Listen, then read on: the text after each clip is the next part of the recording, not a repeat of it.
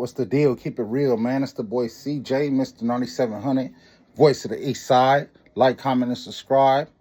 And today I'm tapping in on, man, a hot topic, man. You got Pooh Shiesty, man, and Gucci, man. But I'm touching on another hot topic that the public might not be up on yet.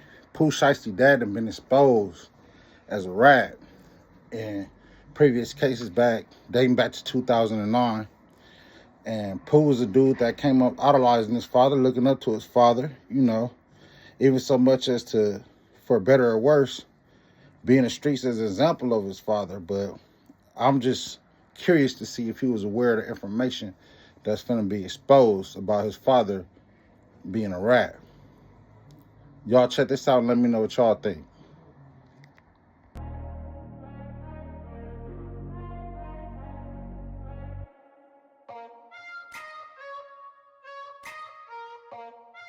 A lot of people looked at that federal affidavit and thought the government had already built this case. They hadn't. What they built was enough to arrest 9 people. That is a completely different thing. The complaint is what you submit to a judge to get an arrest warrant signed. It is the government saying we have enough probable cause to take these people into custody. It is not the trial. It is not the full case. It is the starting line, and the starting line just got crossed. The real case building starts now, after the arrest, after the lawyers show up, after the defendants sit in federal holding and start doing the math on what they are facing. That is when the government shifts gears, and when the federal government shifts gears, everything changes.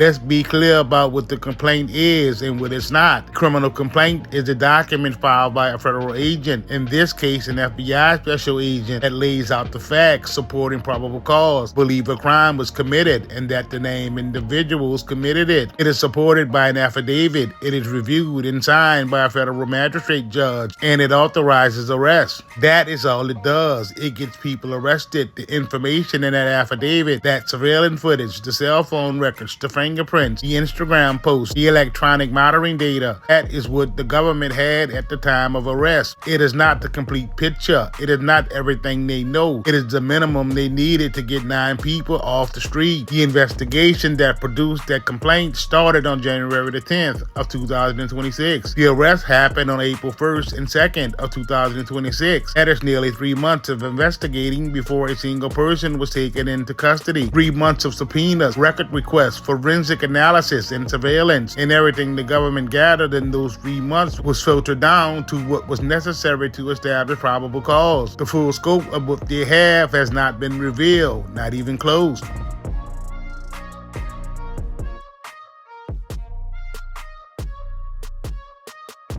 First major tool the government deploys after arrests are made is the grand jury. And here is what most people do not understand about how a federal grand jury works. The grand jury is not just used to get an indictment. It is used as an investigative tool. Prosecutors can call witnesses before the grand jury, witnesses who are not defendant, who are not charged with anything, and compel them to testify under oath. No defense attorney in the room, no judge moderating the questions. It's a prosecutor and a witness who has been legally ordered to answer. That means studio employees, people who were in or around that office building on January the 10th. Anyone who communicated with any of the 9 defendants in the days leading up to the crime or in the hours after. All of them can be called before the grand jury and forced to testify. And if they lie, they face perjury charges. Grand jury is a net, and right now, that net is being cast wide.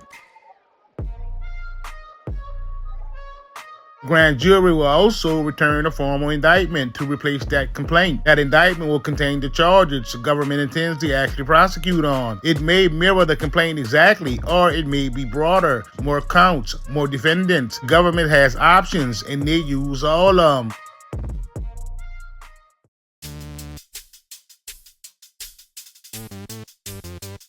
9 defendants now in the system. The government's next move is the one that break cases open every single time. They start applying pressure to the people with the most to lose and the least to gain from staying quiet. And in the federal conspiracy case, every single defendant is a potential witness against every other defendant. That is not speculation, homie. That is how conspiracy charges are structured. Everyone is on the hook together, which means everyone can potentially get off the hook by pulling someone else down.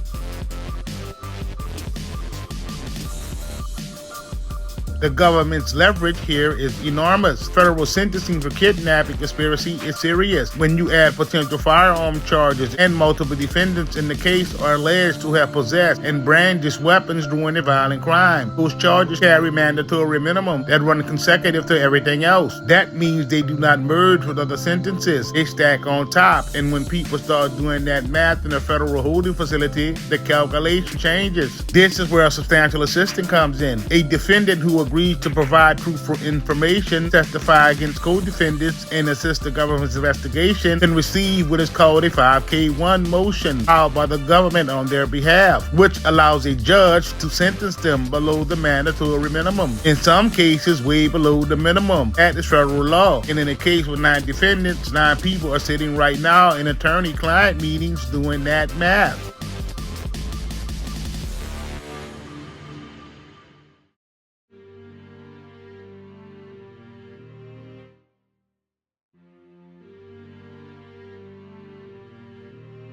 Of all 9 defendants in this case, the ones whose history with the federal government is the most significant is not Pooh Shiesty at all. It's his pops, because Lontrell Williams Sr. has already been inside this system, not as a bystander, not as someone who watched it happen to someone else. He literally sat across from federal prosecutors and made a deal. In 2009, Shiesty's pop entered a guilty plea to 5 federal counts, and buried in that plea agreement was language that should make everyone in the case uncomfortable. His deal, it included a provision requiring him to provide information to government officials. His assistance was described as ongoing. The paperwork anticipated future cooperation, and if he continued to provide that assistance, he would be eligible for sentencing under the 5K1, the substantial assistance motions that allows a judge to go below the mandatory minimum. This is not ancient history. This is a documented pattern of how this man has previously navigated the federal system. He has been here before. He knows how this works. He knows what the government wants. He knows what cooperation looks like and what it gets you. And he is now sitting as a co-defendant in a federal kidnapping conspiracy case alongside his own son and 7 other people.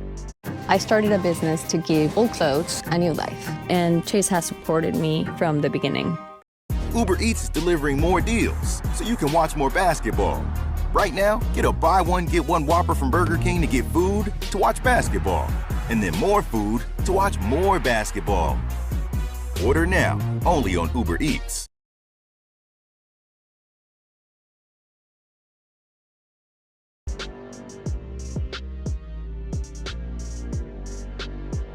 Here's why Shiesty's pops is the most consequential person in the case outside of his own son. According to the affidavit, Shiesty's pop was not just a side figure. He was involved in the planning and execution of the crime from the beginning. He called the studio owner multiple times on the day of the offense to book the recording space. He drove the rented Buick Enclave, the vehicle that telematics data and license plate readers tracked throughout the entire day. He was at the stables on Preston Road at 1:59 p.m., believed to be printing the contract termination paperwork as Shiesty allegedly forced Gucci to sign. At gunpoint, he entered the office building unmasked. He reviewed the contract paperwork inside the recording room and told Shiesty the paperwork needed a date. He carried a backpack out of the building that he did not have when he entered. That means Shiesty's pops knows things nobody else in the case knows from the same vantage point. He knows what was discussed before January 10th. He knows who made which decision and when. He knows the planning that happened outside of that studio, conversations, communication, logistics that might not be captured in the phone records and telematics data that the government has already obtained. He was the adult in the room, and he already demonstrated once that he is willing to share what he knows with the federal prosecutors. None of this means Shiesty Pops is cooperating though. None of this means a deal has been made. What it means is that the federal government is sitting across from a man who has done this before, who was present for every stage of this offense, and who has every sentence to think about what cooperation could mean for him this time around. The government knows his history. His co-defendants know his history. And now you watching this video, you know his history.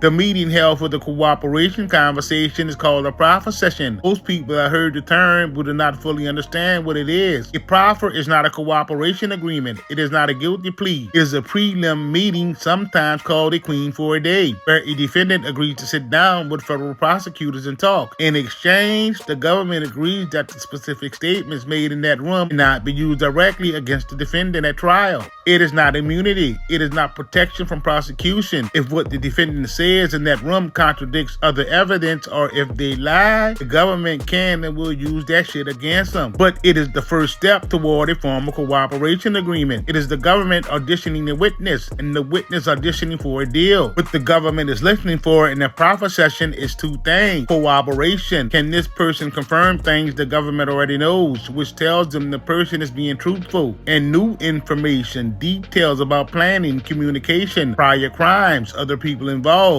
things the government don't already have in its file. The more new information a cooperator can provide that checks out, the more valuable they become. And more valuable cooperation gets better deals. That is how the federal cooperation system works, homie. It rewards the people who go first with the most to offer. In the case with 9 defendants, at least some of them are going to make that calculation. The only question is who's moved first and what they bring to the table when they do. And in the case where one of the defendants has been through the exact process before and received a 5K1 motion for doing so, that person already has a head start on knowing how to play the game, homie.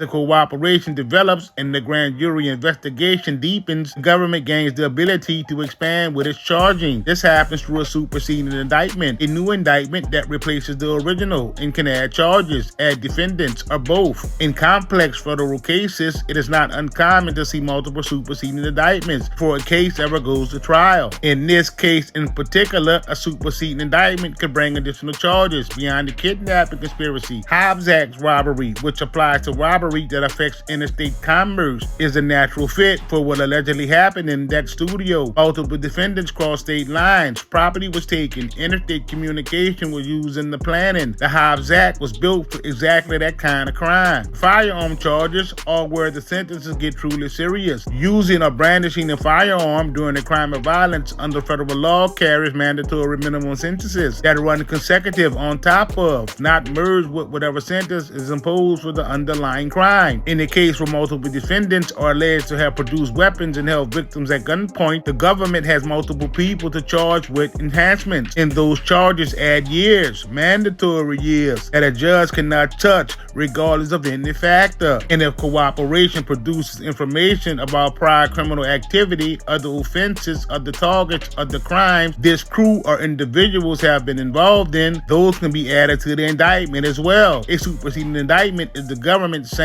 we started here, we are not stopping here. Shiesty was not a free man when he walked into that studio. He was serving a 63-month federal sentence from the Southern District of Florida. Conspiracy to possess firearms and furtherance of violent and drug trafficking crimes. He had been approved for home detention in October 2025. On January the 10th of 2026, Shiesty violated every single one of those conditions, all at the same time. He was present at an armed kidnapping. He personally possessed the firearm according to eyewitness accounts. He was surrounded by 8 people who possessed firearms, and his ankle monitor documented every location he visited from the moment he left his residence. The Staples, the Windrose Tower, the studio, the Star. The government did not need to find him. He told them exactly where he was at in real time. I swear, bruh, you can't make this shit up. What this creates for Shiesty is a legal situation that exists on 2 separate tracks simultaneously. Act 1 is the new kidnapping conspiracy case in the Northern District of Texas. Act 2 is the violation of his home detention conditions in his existing Southern District of Florida case. Means the BOP can move to revoke his home detention status, reimpose the remainder of his original sentence. 2 federal cases, 2 sets of potential consequences running at the same time, homie. Here is what the next phase of this case looks like. Defendant will be arraigned, brought before a federal judge to enter a formal plea. Most will plead not guilty at arraignment regardless of their actual intentions. That is standard standard practice. It preserves options. It buys time. It gives defense attorneys the opportunity to review what the government has before any permanent decisions are made. After the arraignment comes discovery. The government is required by law to turn over the evidence it intends to use to the defense. In a case of this size, that discovery production will be substantial. Cell phone record for 7 defendants, telematics data from 2 vehicles, surveillance footage from multiple locations across 2 cities, electronic monitoring records, subpoena returns from her, Greyhound, the Comfort Inn, Instagram, and every other entity investigators contacted. Every piece of paper, every digital file, the defense gets all of it. But here is the reality that every defendant in this case is sitting with right now. Federal prosecutors in the Northern District of Texas do not file cases they do not believe they can win.